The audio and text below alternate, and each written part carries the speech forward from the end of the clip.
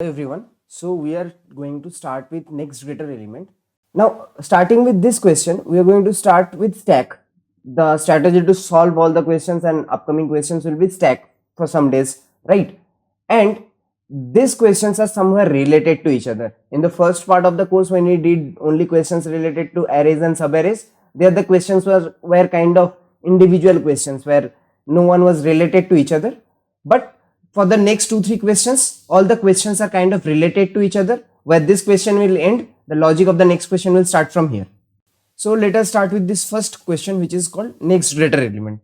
Now obviously this question over here, if you kind of do this question, then you will be able to do these 4 questions over here, which will be of the same logic, right? Like these questions are not present, all 4 of them are not present in the 60 days of coding sheet, but this question is directly the same format of as if these questions. We'll be coming to all these things. Let us understand first the problem statement of this question first. It says that we will be given an array of integers which are not necessarily sorted, and we have to output an array list, which is again a linear data structure only, where for each of the input element we need to find a corresponding integer output for each element. Output for one, the corresponding output would be the element which is present after it, towards the right of it, and is greater than 1. So basically if you see, both these 3 and 4 are greater than 1, but as you move towards the right of an element, then the first element that you get, which is greater than it, that will be the answer of that. So it is next greater, right? So even if 4 is greater, but I will find out the greater element which is just next to me, towards my right. See, for 1 it is obviously 3. For this 3 there is only one greater element, 4, that is the answer. For this 2 also there is only one greater element which is present towards its right. And if an element is present who does not have any greater element towards its right, or it does not have any element towards its right, then for that the output will be -1. So I can tell that in this question, whatever the last element is always for it, the answer will be -1, because there are no elements towards the right of it. How will you find a maximum element? So we will denote it by -1. That is what is given in the question. Also in the middle, if you see this 8 over here, this does not have a greater element towards its right. In that case also we return -1. So just look at this test case. For this 6, the next greater is 8. For this 8, it is -1. For this 0, it is this 1. For this 1, this is this 3. And for this 3 also, it is -1. So as simple as that, right?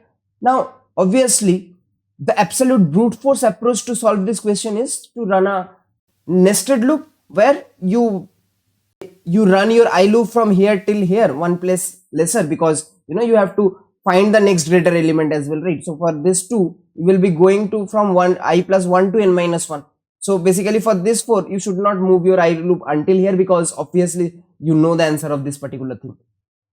So in the absolute brute force approach, what I am saying is your I loop will run from 0 to less than n-1, and for every iteration your j loop will run from I plus 1 to n-1, right?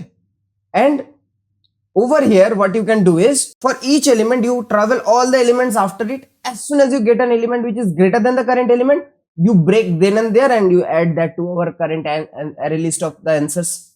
We have to return an array list. That is what is given in the question, right?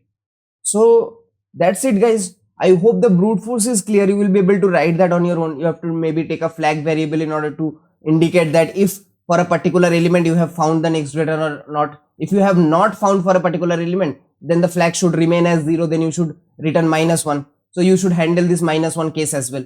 So I hope you will be able to do it on your own. Okay, the approach is quite clear. Now our job is to do it in order of n, not in order of n square, because if you run a nested loop, it will become order of n square, right? Okay, let me just quickly code it up as well. This is the first question, let me code it up as well. Suppose int n equals to, what I'm saying is arr dot length, right? Then what I'm saying is, for every element this loop I outer loop will run from 0 to I is less than n-1 till n-1 I'll write. Usually you go till I is less than n, we'll go till I is less than n-1, right? Then I increment my I. Then what I'm saying is that I'll take a variable flag. Okay, I'll take a variable flag and set it to 0, for example. And also let me make the answer array list. So array list of integer ans equals to new array list.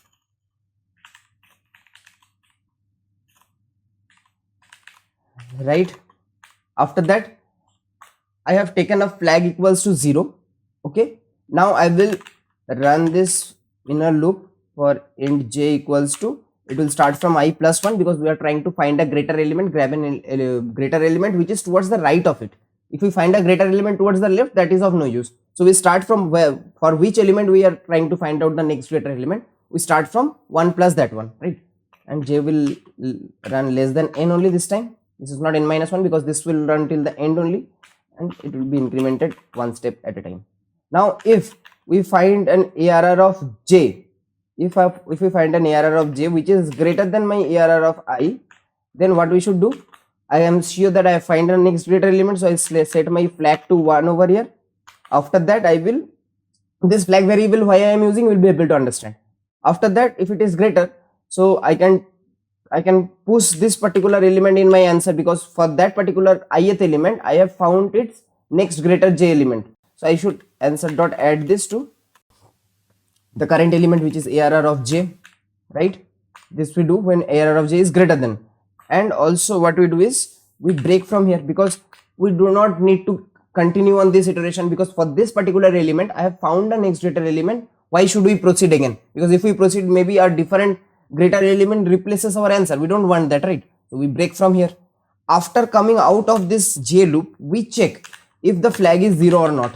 If your flag is 0, that means you have never found a greater element for it. So I will add what? -1 in that case, right? Otherwise, if this flag is 1, then obviously something for that particular element has been added to my answer list, right? And something in the sense, an element which is greater than it. After that, I think this is done. After this, if loop is, if condition is checked, then it will move to the next element and again set the flag to 0. After coming out of this for loop, what I should do is I should return this answer, return answer, right? As simple as that. Error dot length. Yes, it has passed. Let me submit this. Okay, so there is a -1 which is coming. Okay, so for the last element, see, we have not done it for the last element, because we are running this loop for I loop for n-1th time. So for the last element, the -1 has not been put.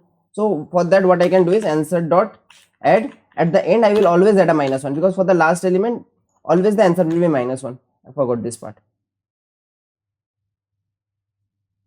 Okay, I'll quickly submit this.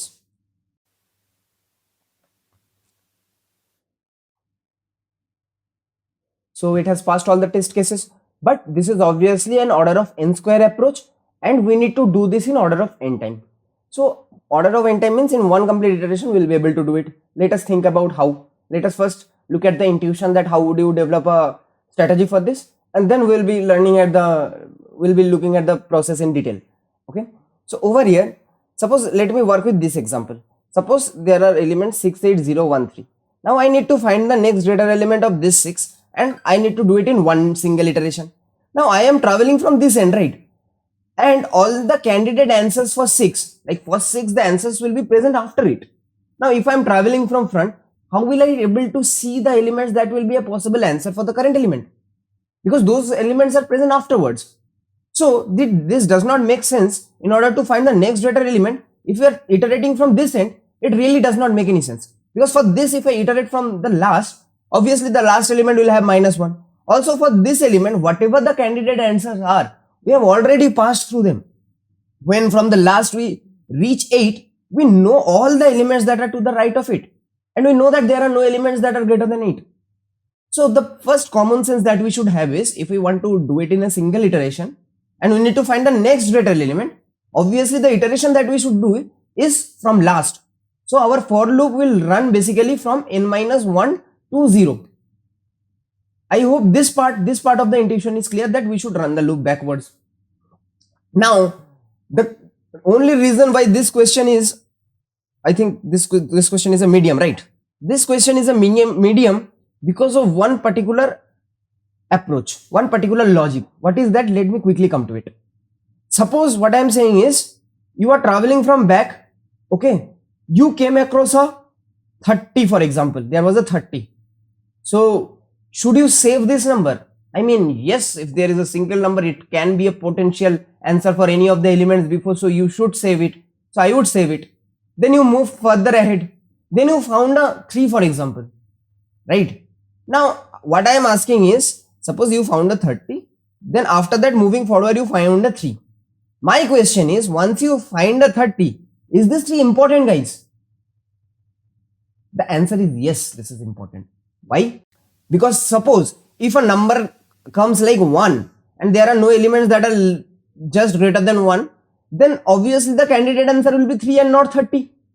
But obviously if this number over here is 10, then 3 will not be the answer, 30 will be the answer. So both the numbers are important to me. When you are traveling from back, when you see a 30, after that when you see a 3, both of them can be the candidate result of any integer which is present before it. So we need to store or keep account of both these things. But just listen to me, that if we get a 3, suppose we got a 3, is this important? Yes, it is important. Maybe a 1 is present or a 2 is present, and this will be the candidate answer for that. But after this 3, like before this 3, when you are traveling from back, if we get a 30, then is this 3 important?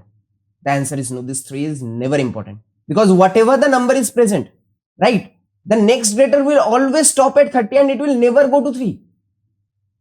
I hope this is making sense. In this case over here, 3 was important because it came before 30. So if a number which is present in between these two, they will have 30 as their answer. If a number which is smaller than this one, that will put this one itself as its answer, like 1 or 2. They for them the answer will be 3.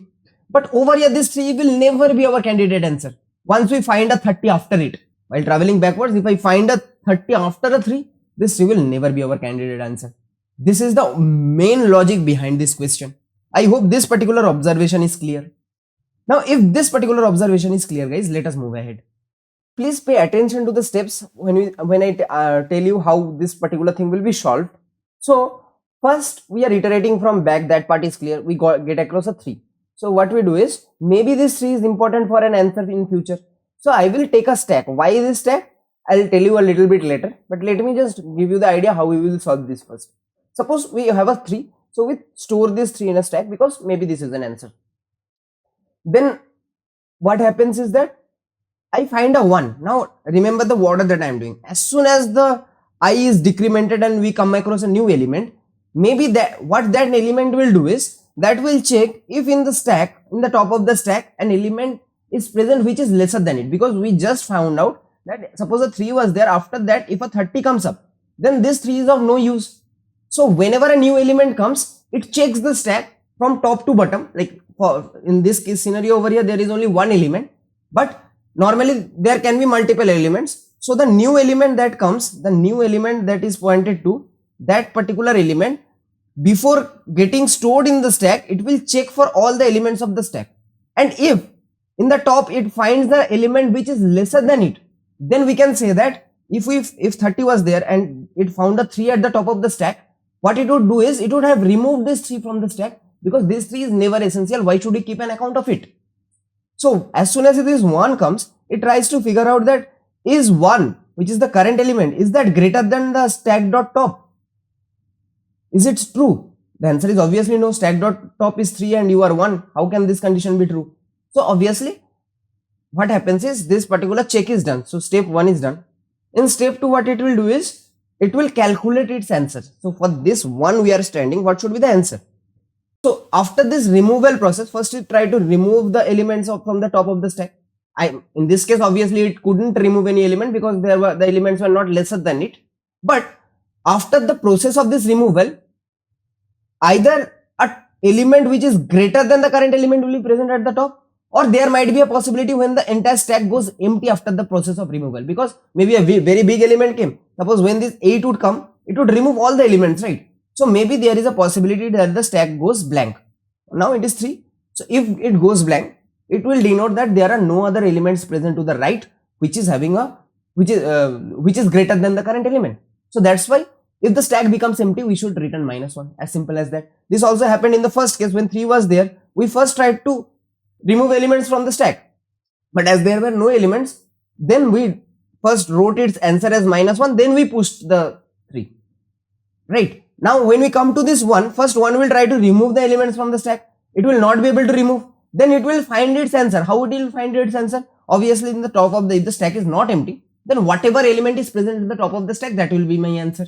Because that one first tried to remove all the smaller elements from the stack. So all the smaller will be removed and either greater will be left or empty stack will be left. I hope this part is the most essential part, right?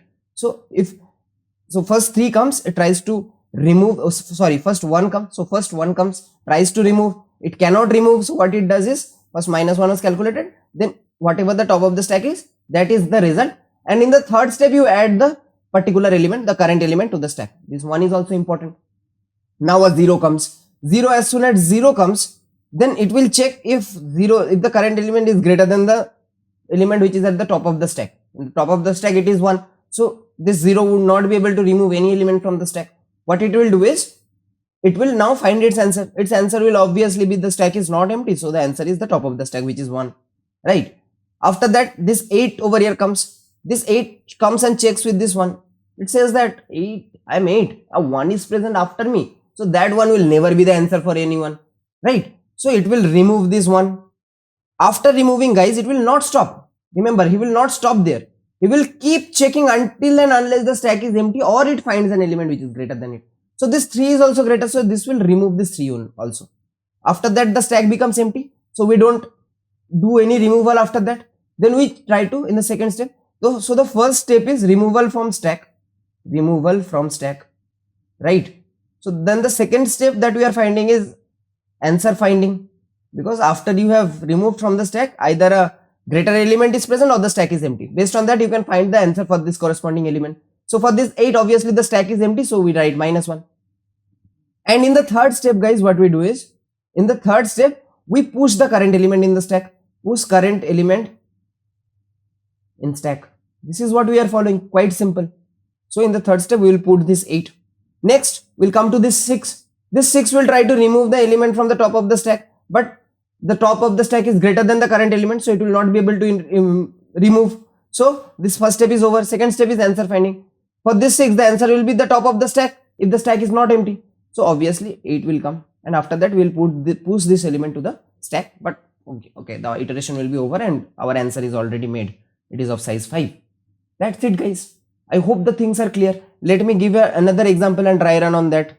Okay, suppose let me take any random example and then try to dry run that as well. For example, 5, 8, 3, 2, 4, 7. Suppose this is the particular output input that is given to us, right? So we will make a stack. Okay, the 3 steps I hope you remember. First, we come across a 7. 7 will try to remove all the element of the stack. It will not be able to do it. Okay, so in the answer, what I will do is, I will store what? For this 7, I will store -1. We are filling this answer from the last now, right? After that, we will push the current element to the stack. Then we come to 4. It will try to remove elements from the stack, but in the stack, smaller elements are not present. So we will find the answer for this, which will be the top of the stack, which is 7, right? Then we will push the current element. Then a 2 comes. It will also not be able to remove any element. So for that, answer finding will be obviously the top of the stack, which is 4. After that, a 3 will, and then we will push this 2 inside the stack. Then a 3 comes. Then this 3 will first, it will remove this 2. After that, it will check with 4, but obviously it will not be able to remove the 4. So what it will do is, it will find its answer and its top of the stack is 4 only. So for this 3 as well, for this 3, the answer is again 4. Again, then this 3 should be pushed in the stack. After this, the 8 comes. 8 checks with 3, removes 3. Then 8 is compared with 4, removes this 4. Then 8 is compared with 7, removes this 7. After that, it will find its answer. Answer will obviously be the stack is empty, so it will be -1, and it will then push itself into the array, right? Into the stack. After that, there is this last element over here. This 8 was processed. Then this 5 comes over here. Now this 5 tries to remove the element from the stack. Obviously, it is not done.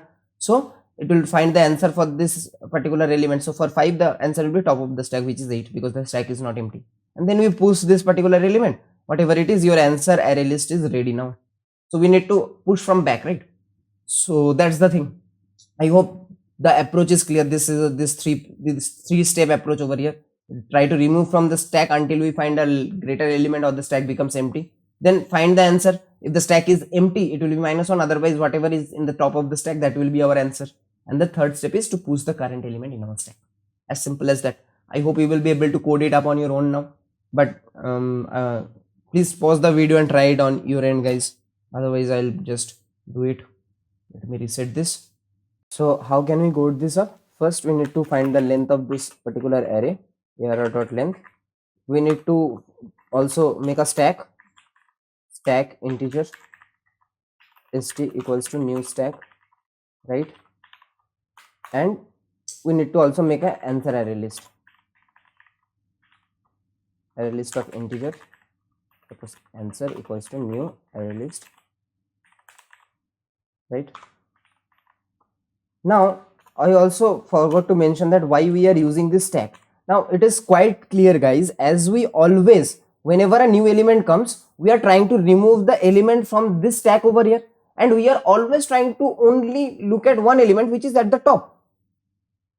This is what is a stack. A stack is basically a data structure which is an array with some restriction that you will not be able to access, delete, or put any elements at any particular location of the array. There is always the top of the array where you can insert or delete, right? That is stack. So over here we do not need more than that. We are always looking at the top of the element. We are always comparing our element to the top of the stack, and we are just checking if it is empty or not. So always we are just requiring one element at any particular time. So it is, stack is the best suited example for this particular thing. And also, as we are traveling backwards and putting elements into it, remember one thing, that whenever one element comes, then suppose this 0, when it comes, both the 1 and 3 which are present right to it are greater than it, but 1 will be present at the top of the stack because that is the most recent one. The last element to come up is the first element to be staying at the top of the stack. So that is what we require, the next greater element. I hope this is clear why we are using a stack, right? After we make an array list, what we can do is, we just found out that we should iterate from the back of the array. So in I equals to n minus 1, I must be greater than equals to 0, and we decrement I, right? After that, what I am saying is, you are just at a particular current element. That current element will first check, will first try to remove the elements from the stack. So we are at ith index. So I will check if my stack is not empty. First of all, the stack should not be empty. If it is empty, what will you remove? Stack is empty. So this st dot is empty will give me either true or false depending upon the stack is empty or not, and we have attached a not sign to it, because if it is empty, it will give me true. Then I should make this condition false, because we should try to remove when the stack is not empty, right? And we will club this with, when will you remove? If the current element which is at location I, if that is greater than the element which is at the top of the stack. So if my stack is not empty and the current element which is ARR of I, if that is greater than, also an equals to, because if that is greater than equals to, because suppose a 5 comes, then another 5 comes. Once another 5 comes to the beginning, so for all the elements, that 5 will be the candidate result and not the previous 5. So once we get a 5, we should remove the previous 5, because that will never be the answer. So equals to sign is also very important. If this is greater than the element which is at the top of the stack, then we do what? We pop that particular thing from the stack, we remove that. And this is not a if, this should be a while, because we should repeatedly do it until the stack becomes empty or we find a greater element. Once we find a greater element which at the top of the stack, we stop this operation, because this condition over here gets false. Or after removing, if the stack is empty only, the stack becomes empty, then also we stop. Until then we keep popping, right? This was your step 1. In your step 2, we will find the answer. So for finding the answer, we check if the stack is empty. If the stack is empty, then obviously I will add to my answer dot add to the first location. Every time we are trying to add an element to the first location, because we are trying to fill the array list from the last. So this is 0 is basically the index at which we want to insert, which is the first index. There we will be inserting -1, because for this current element the answer is -1, because the stack is empty. Sorry, the empty spelling is right. Else what we will do is, inside my answer on the first index, 0th index, we will add what? if the stack is not empty, whatever is there in the top of the stack, right? So st dot peak, this will be my answer, right? After that, after doing it for all the elements, we can just come out of it and we can return answer, as simple as that. So the 3 steps we told, this was the step 1, this was the step 2. Okay, that there is a third step. Okay, after doing all these things, we should add the current element to the stack. So st dot add the current element, which is arr of I, as simple as that. We will just store this current element because that can be also a possible answer for any of the elements that are supposed to come before this. Case 1 has passed. Let me submit this.